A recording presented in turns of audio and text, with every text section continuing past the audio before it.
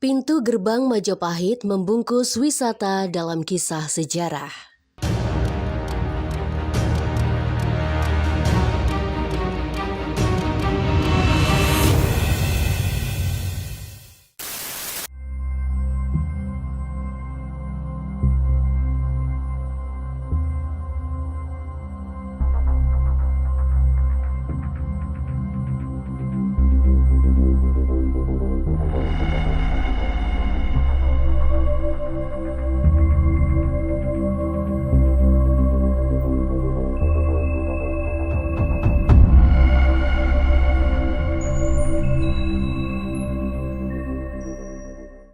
Salah satu sektor pariwisata adalah educational tourism, yaitu suatu program di mana wisatawan berkunjung ke suatu lokasi wisata dengan tujuan untuk memperoleh pengalaman pembelajaran secara langsung di objek wisata tersebut.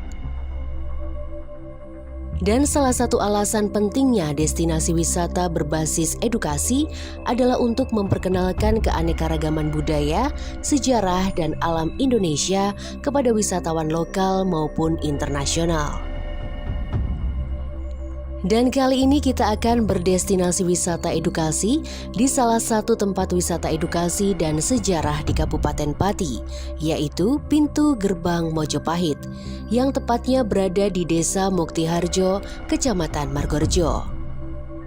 Di Pintu Gerbang Mojopahit atau yang biasa disebut Gapuro Mojopahit oleh masyarakat lokal Pati, wisatawan akan disuguhkan sebuah seni peradaban yang tinggi, sejarah Nusantara yang kisahnya perlu menjadi teladan. Dikisahkan secara langsung oleh juru kunci Gapuro Mojopahit Budi Santoso. Awal kisah Pintu Gerbang Mojopahit bisa sampai ke Pati adalah berawal dari kisah Raden Bambang Kebonyabrang yang adalah anak Sunan Muria yang tidak diakui karena sejak kecil diasuh oleh kakeknya. Anak laki-laki tadi diberi nama Raden Bambang Kebonyabrang karena perkenalannya dengan Sunan Muria itu naik kerbau bersama-sama. Tapi di dalam melahirkan tadi, ibunya meninggal dunia dan Raden Bambang Kebonyabrang diasuh oleh orang tuanya. Sebagai syarat agar diakui sebagai anak Sunan Muria, maka Sunan Muria menyuruh Bambang Kebonyabrang membawa pintu gerbang Mojopahit dari Mojokerto menuju Gunung Muria dalam waktu 1 malam. Kalau Raden Bambang Kebonyabrang memang anak saya punya sayembara.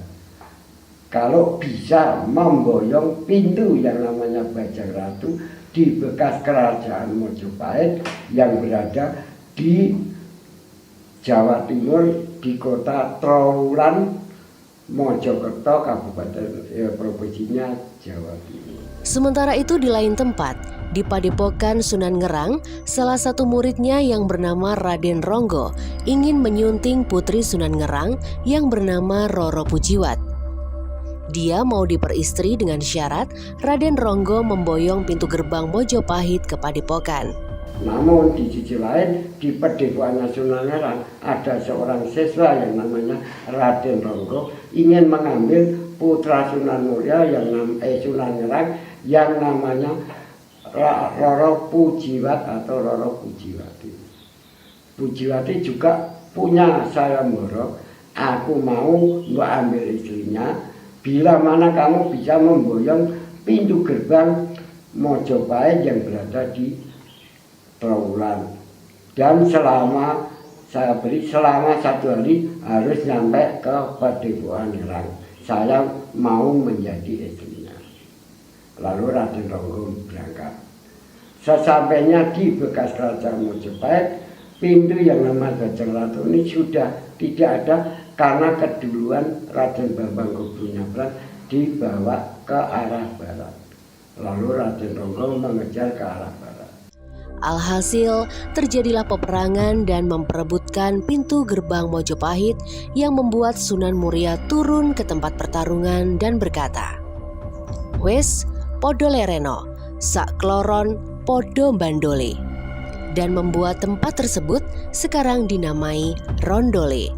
Dan akhirnya Raden Bambang Kebonyabrang diakui sebagai anak dari Sunan Muria dan beliau menyuruh anaknya untuk menjadi penjaga pintu gerbang Mojopahit.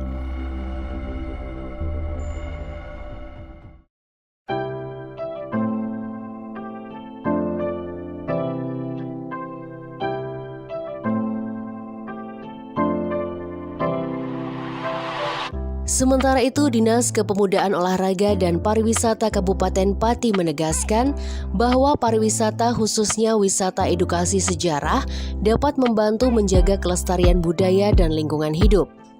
Yang tidak kalah penting adalah keterlibatan masyarakat untuk ikut peduli menjaga dan berperan merawat peninggalan sejarah. Dan pada akhirnya, bahwa sektor pariwisata memiliki peranan penting sebagai salah satu sumber bagi penerimaan devisa, serta mendorong pertumbuhan ekonomi nasional khususnya dalam mengurangi jumlah pengangguran dan meningkatkan produktivitas suatu negara.